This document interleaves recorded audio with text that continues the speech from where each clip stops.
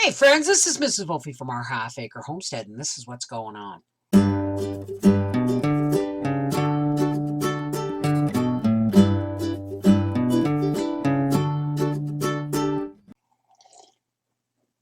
Oh my goodness. I tell you, we were talking on the live stream the other day about all the negative things that can happen in your life.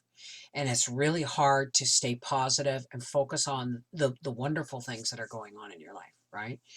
So, I feel like that the original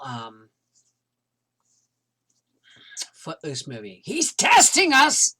I'm feeling tested, but I'm going to be okay. I'm going to be okay. I went through it with the Connected Hearts on live stream today. I could not make that stream public because I played a song and it got copyright slashed, and I just left it. It was it's going to stay private. But as you saw in my grating cheese for the freezer video, I pooched my KitchenAid. Apparently, I've been abusing my KitchenAid for 5 years because I didn't know that where it was supposed to be greased and stuff, right? And then, you want to laugh? I thought I unplugged it, and when it cooled down, I plugged it in, and it started again, and it sounded grindy, so I shut it off. And I saw this little screw in the side, and I thought, oh, that must be where you put the oil. And I poured oil into that hole, and then I couldn't get it back, everything back to fit properly. Couldn't figure out why it wasn't working. Because I probably shorted the damn thing out. Anyway, in a panic, I took the last $140 in my wallet and I bought a used KitchenAid from the next county over. And when we brought it home and plugged it in and turned it on, it's making the same sound that mine did before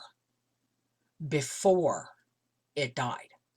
So Howie said, well, you're just going to have to use it until we can figure out how. I said, I'm not using that one because I'll break it too.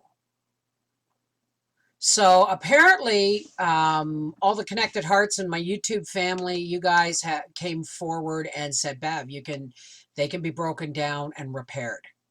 And they need to be food grade grease. And I'm feeling a little overwhelmed. And so one of my, Susan, thank you, darling, ordered me some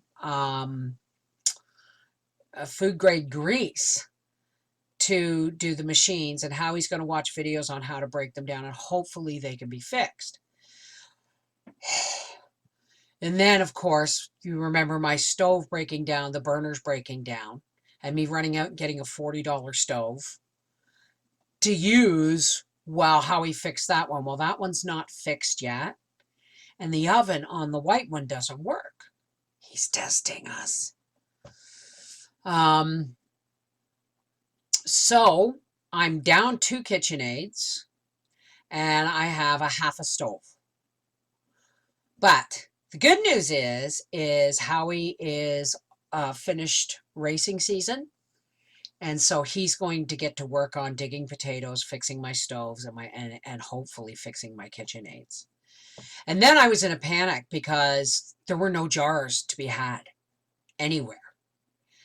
And I was looking for used ones in the marketplace, and I found some, and I asked the woman, were they still available? And it turns out that another one of my YouTube family, Raf Jolie, lives north of me. And she said, Bev, they have them in Maniwaki in the Canadian Tire. Do you want me to pick you up some? And I said, absolutely. So then I got my truck and we met and hugged. Yes, we broke all the COVID rules. We met and hugged, and I, I paid for the jars, of course. And I was like, really, I've been feeling blessed. Because every time something goes wrong, yeah, I try and get a quick cure until Howie can finish racing season and fix my problem, like the mechanical problem with my stove, right? But I mean, people are stepping forward, and you know, I'm blessed. Thank you, Susan. Thank you, Raf. You know, thank you to the lady who sent $25 to my PayPal. I appreciate that because that was all the money I had in my wallet, right? To buy it and still be without a KitchenAid, right? So, but um, there's a blessing that Howie said, oh yeah, I can probably tear this down. And the first one he's going to tear down is the one that I buggered up and to see, and he'll do it by watching a video and then, looking up and seeing if he can repair it. And if he can, then he'll break down the new one. It's not new, it's new to me, and make sure it's all fine-tuned and greased, because I don't think it's ever been greased, and it's older than mine. And then hopefully I'll have 2 KitchenAids. And then he can fix it. And as long as I have one stove where both oven and burners work, I'm a happy camper, right? But it's kind of like trying to work with broken tools. Well, it is trying to work with broken tools. But the beautiful part is I could let that really, really get to me. And I had a few moments, where it was getting to me. But I can't focus on that negative narrative. I have to focus on, I got a husband who's really handy and who's going to try and fix these things for me. I got friends and loved ones on YouTube that have blessed me with knowledge and a tip and grease, and God, Susan's the one who sent me all the lids. So like that's the narrative I have to focus on, right? That to get me through until things are running properly again, right? Focus on the light, right? But so Howie's now finished racing season, and he's going to hopefully next weekend dig up my potatoes. One night this week he's going to break down a KitchenAid. And another night this week, hopefully, he's going to break down some stoves. And we're going to see what we can accomplish. In the meantime, I did a kind of a leftover makeover freezer meal. You know how I break down after I make a turkey dinner, I break down all the leftovers and I freeze them? Well, I had 2 leftover chicken legs in the fridge that I cooked on Thursday night that had to be used. And then I had 2 big tubs of cottage cheese that had to be used. I had a half a container of spinach, baby spinach that had to be used. I had a little bit of a bag of onions that had to be used in the freezer. You know what I mean? So, but I did have 7, I think they're 6x8, 3-inch deep foil containers with the lids. So I did a whole leftover makeover kind of freezer meal thing. So that's a video that's coming up probably tomorrow. And I'm doing carrots, and now that my KitchenAids are dead, I have to I'm going to have to hand chop them with the chop wizard. And my wrist is still a bit swollen, but it's going down. But I didn't want to have to do that, but I'm going to do it. At least I have the chop wizard and I don't have to hand chop all the carrots, right? So I got to count my blessings. So I've got those freezer meals, which are really cool.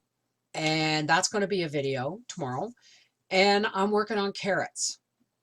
So now I have a dehydrator full of thinly sliced carrots.